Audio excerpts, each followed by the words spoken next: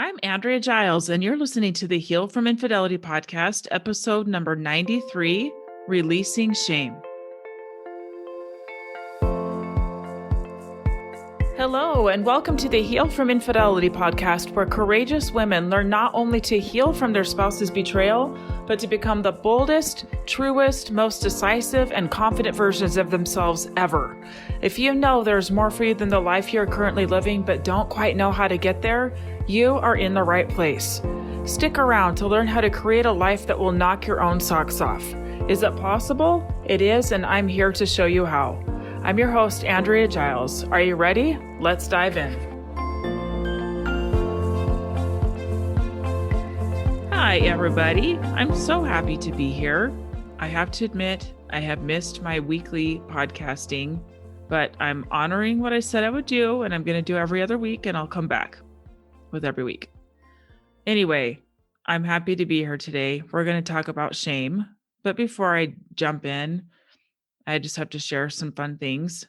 So as you know, I had a baby in November. She's 6 months old. She's an absolute delight, like such a delight, except that I'm really tired because she's teething and not sleeping well. So I'm tired, but she's so fun.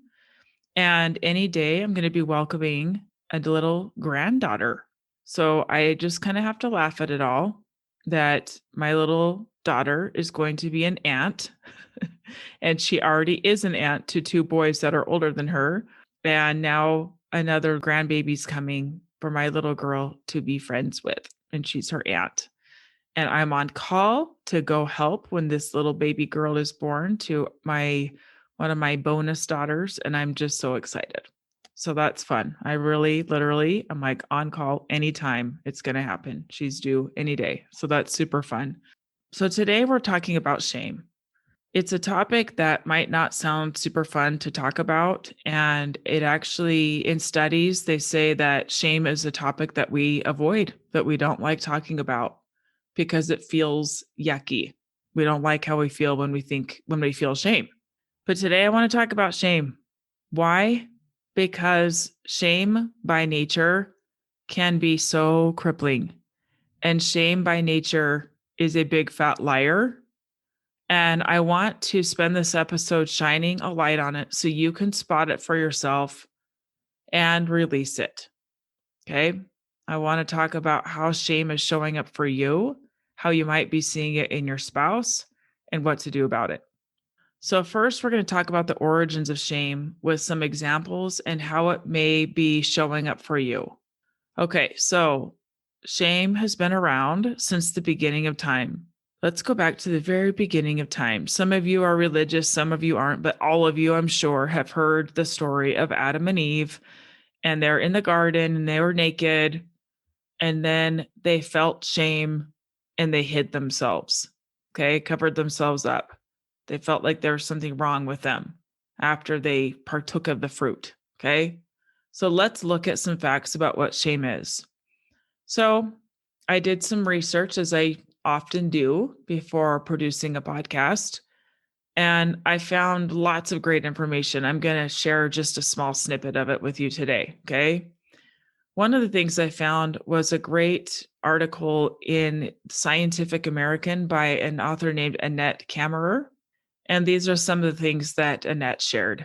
Everyone experiences shame to different degrees.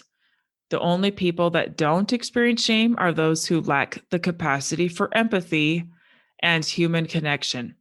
We don't love talking about shame. We shy away from it. Shame is more common in women than men. It is easier for women to jump into shame and humiliation than men. Teens often feel shame with more intensity than adults. Shame feels like humiliation, exposed, small, unable to look someone in the eye, wanting to sink or disappear. We feel shame when we violate the social norms that we believe in, that we think are true. Shame makes us direct our focus inward and view our entire selves in a negative light. So just with those things, it makes perfect sense that teens would feel shame with more intensity, because teens are wired to care very much about social things, about people, about what people think of them. So if they have any kind of idea that somebody's judging them, even if they are or are not, they easily can access shame. Shame is very easy for teens. Okay, so Brene Brown, the queen bee of shame, she has studied it for 20 years plus, has a lot to say, obviously, about shame. In her latest book, Atlas of the Heart, she defines shame as the intensely painful feeling or experience of believing that we are flawed and therefore unworthy of love, belonging, and connection.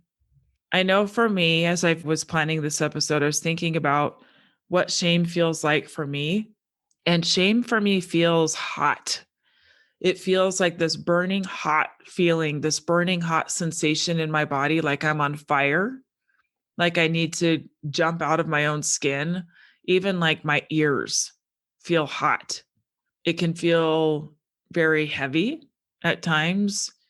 Definitely, it feels like something that I want to escape from. It's heavy, heavy, heavy. Okay. So now, what makes shame grow? There are three things that make shame grow. So if you remember back in biology, where you would do petri dish experiments, you put something in it and you experiment with what makes it grow. If you imagine a petri dish of shame, the three things that make it grow, that would make it exponentially grow, are secrecy, silence, and judgment. Okay, so let's look at some examples of how shame can affect you. With infidelity, by nature, secrecy is involved. Don't tell. Things have been hidden from you. Okay, infidelity means intentionally hiding things from another person to cover your butt, things that you know they would not like, things that you know would cause problems. And so instead they go hide them.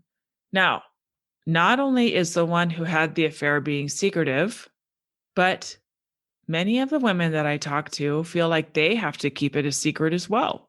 I can't tell you how many emails I get, how many messages I get of people saying either I have never told anybody or I've only told one person and they have no idea what I'm going through. They have no clue. They don't understand. Like they've never experienced anything like it. And so they don't really know how to help me. Yet many women feel like they have to keep things secret. They can't tell. Maybe their spouse is telling them to keep it quiet, or maybe they feel shame that their spouse was unfaithful and don't want others to know because they're embarrassed. So they keep this wound to themselves. Okay? So if you are accommodating this kind of secrecy, you are fanning this flame of shame for yourself. All the stories that you are telling yourself about the affair and what it means about you. And this doesn't happen to better women. This doesn't happen to strong women. This doesn't happen to women who are X, Y, and Z. Why did this happen to me? Why didn't I know? All of the stories. I must be such an idiot that I didn't know. And it was going on right under my nose. Okay. Shame, shame, shame, shame. I don't want other people to know because then they'll judge me. Right? You are totally fanning the flame and making it harder for yourself to heal. Number two, silence. Okay. Silence is different than secrecy. Secrecy is where we go to great lengths at times to hide things, to make sure nobody finds out, covering your tracks. Silence is more passive. It's not as active and even aggressive sometimes, but it also breeds shame. Silence is just not speaking up, not saying, letting people make assumptions that just are not true and not speaking up when the opportunity arises. And sometimes it means even in your own marriage, not speaking up because of you're afraid of what might be said that might feed the shame, that might make it worse for you. So like instead of talking about what happened, instead of talking about your marriage, talking about the environment in which an affair or whatever kind of infidelity you're dealing with happened, it's like, we're just going to be quiet. We're just going to keep silent and not talk about it because we're too afraid of actually looking at the truth, really answering these hard questions. And we'll just kind of pretend, you pretend and I'll pretend. But that fans that shame because it leaves you with all of those stories that you are carrying around. You're not speaking them, you're not talking about them, you're just carrying them around in silence. It's going to fan your shame. Next, judgment. Judgment breeds shame because instead of looking at the issue at hand that the shame came from, you're judging yourself for the thing that happened or for even feeling shame in the first place. So with infidelity, if you are judging yourself for having a spouse that made the decisions they did, you're going to grow your own shame. You're going to make it bigger. Okay. Often in cultures like purity cultures, where any kind of sexuality, sexual anything is looked down on, shame is rampant. Okay. So, for example, if you were taught not to have impure thoughts, and if you notice that somebody's attractive and your mind wanders a little bit, it might bring you to a place of shame that there's something wrong with you. For a lot of men, they've gotten into a really unhealthy trap around pornography. There's lots of men who stumbled accidentally across pornography in their young years, their teenage years, and it was intriguing to them and they liked how they felt, and it was like curiosity, things like that brought them back for more. And then coupling that with that purity culture of that, it's not about like tools of what to do when you come across it. It's more like, just don't do it. This is not what we do. It's bad. It will ruin your life. It will ruin your marriage, all the things that are tied to it.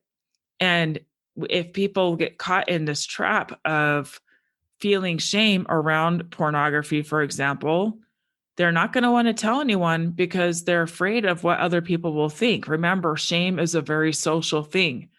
If we've heard all of these messages, then we're already going to assume what people would say if we come clean with what's going on with us. So they keep it pent up and then keep looking at pornography as a release to feel better, the dopamine hit.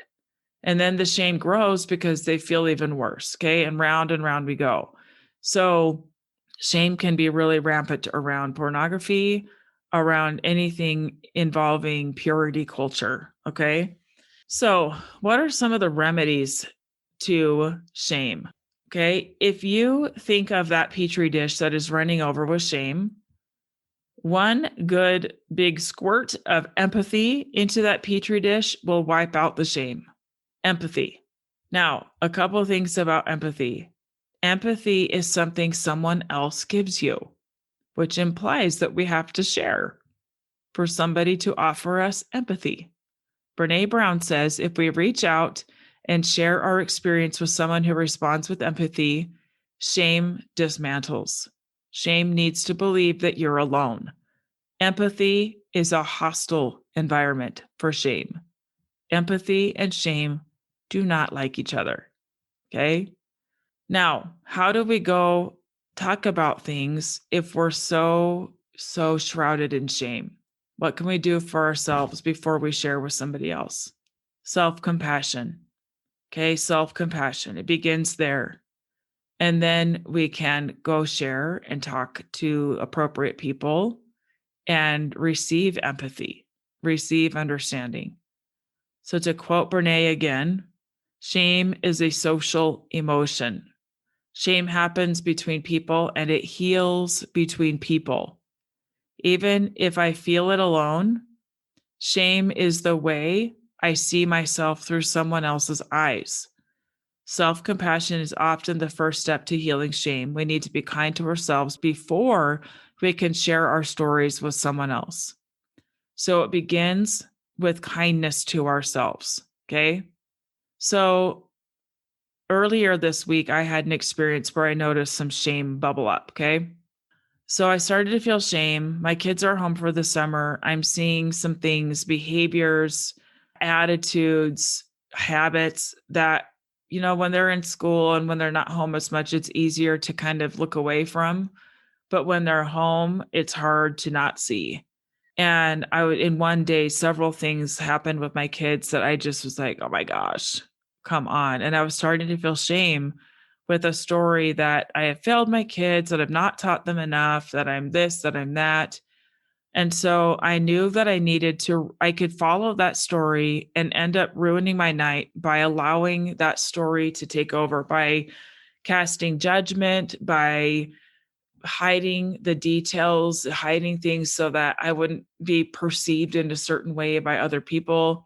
And I knew that that would not be healthy for me. So I started with pulling out my journal and I wrote all the reasons why it might be that I have parented in the way that I have from a very self-compassionate lens. I wrote about my experience of being a mother and being married to the person I was married to, and the difficulties that I experienced there, and the difficulties of being a single mom for 3 years, and then the difficulties of blending two families that have been raised in two different ways and trying to parent kids who don't necessarily trust you at first, right? That you have to earn their trust. All of that. I wrote that all down and I shined a light of self-compassion on myself, of going like, of course these things are showing up. Of course this is the way it is. And now, Andrea, now we can do something about it. The very next day, I had a one-on-one call with my own coach. I have my own coach. And instead of just hanging out with self-compassion, which helped a lot, I told my coach some of the things that I was dealing with. I have to rewind a little bit and say that I also mentioned to my husband, I feel this way. I'm scared about this.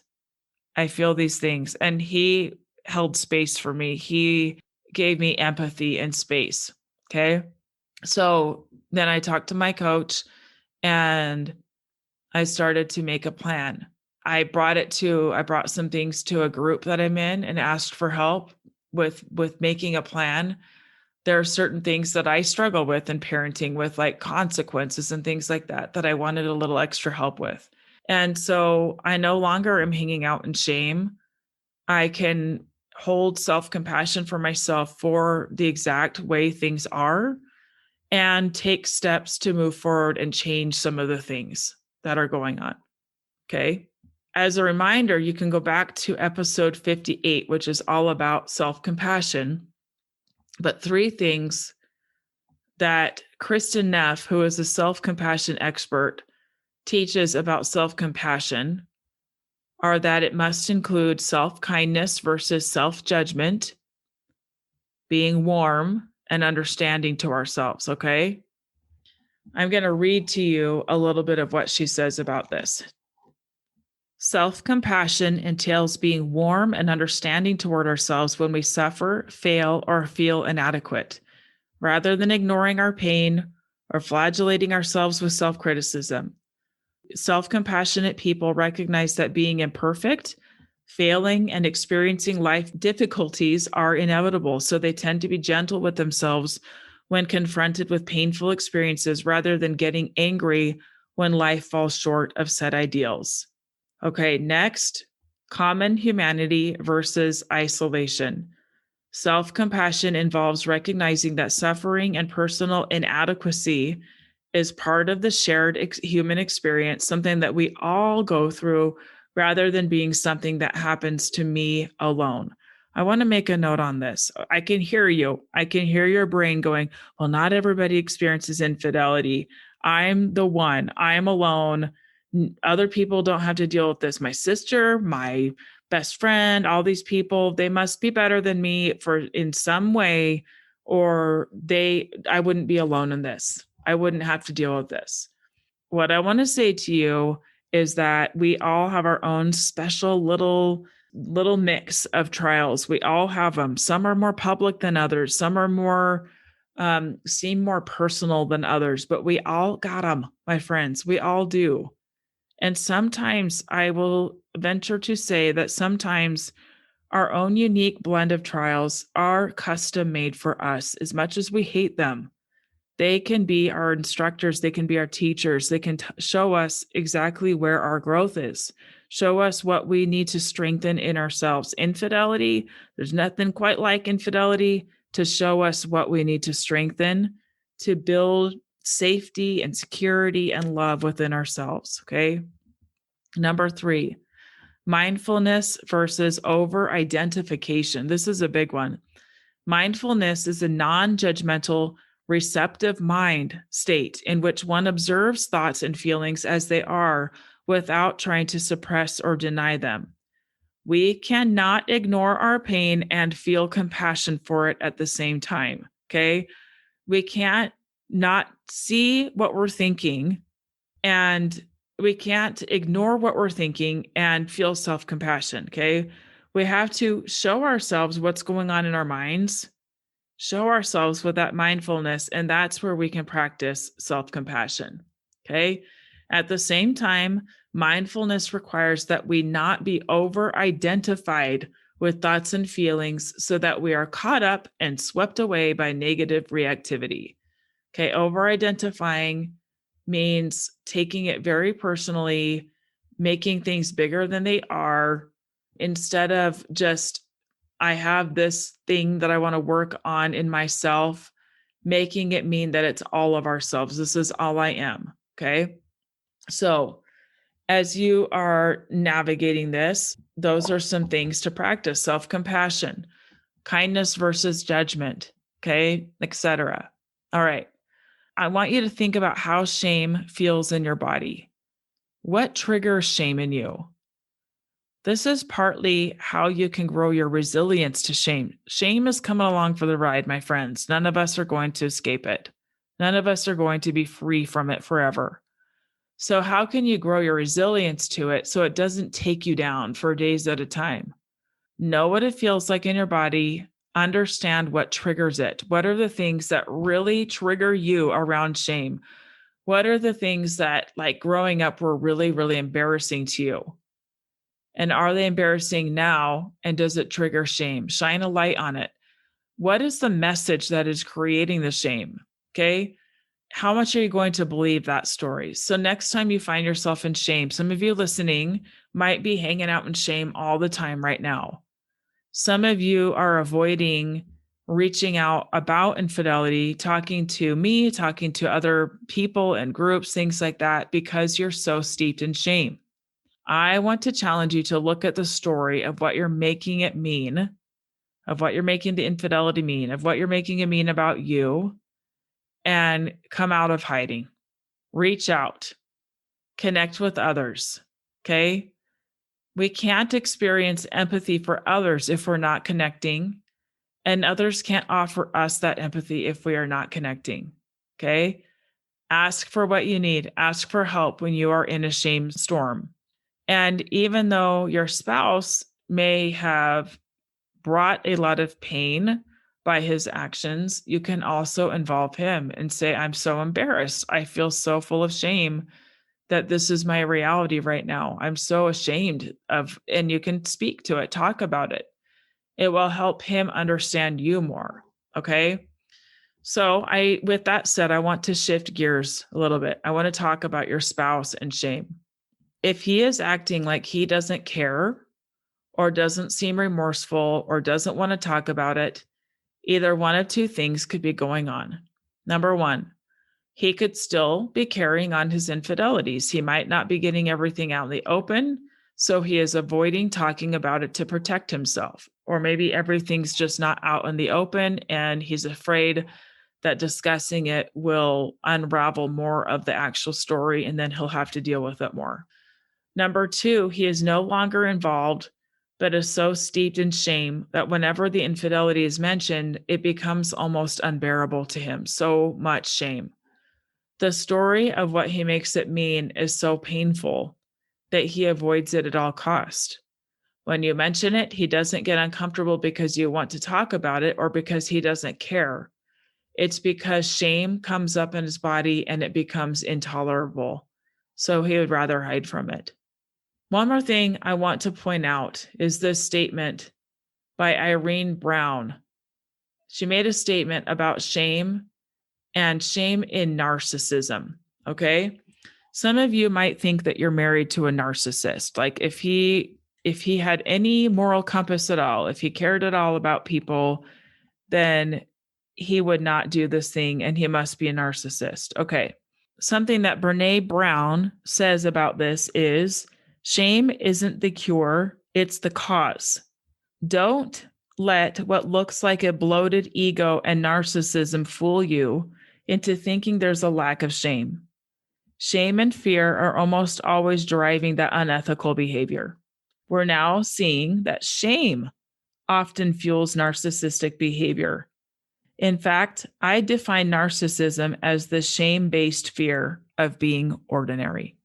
Interesting, right? So some of you who you look at your partner and they might seem so full of themselves and so just all about themselves, that might be happening, but there might be something else going on too. They may be so crippled with shame that they can't function, like they can't see outside of themselves. They cannot see outside of themselves. Okay, so how can you help with this?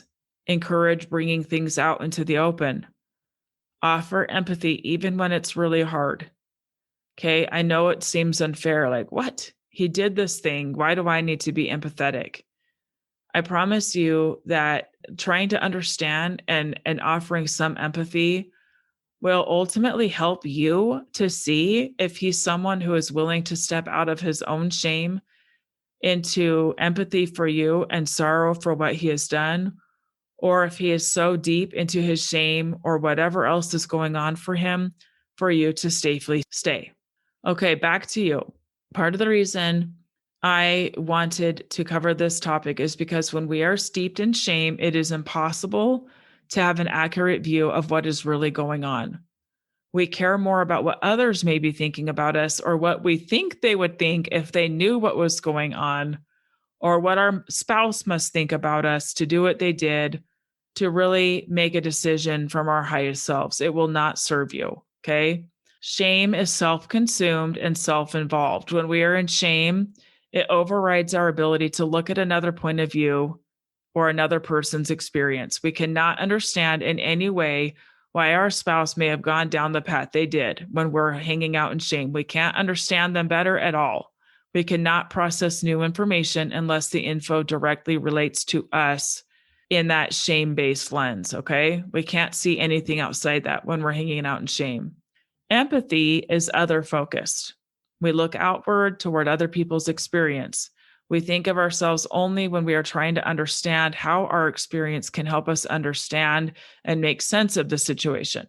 I propose a happy medium that begins with self-compassion and loving empathy for yourself. From there, you can offer it to your spouse. You can feel sad that they felt the need to self-betray. You can encourage them to come out of hiding and shine a light on that shame. And if they don't want to, if they want to continue to hide from themselves or stay in blame, that is their choice. But you get to know that you showed up from your highest self, even after being hurt by that person. That, my friends, is courage and strength. Okay, to wrap this up, I want to mention the power of having witnesses to your experience. Okay. When I started my current group program, No 190, I did not know how offering group coaching around infidelity would be received. I didn't know. I hoped that it would be received well, and it has been. And let me just say, it has been magical and amazing, and I am just in love with my group. Okay.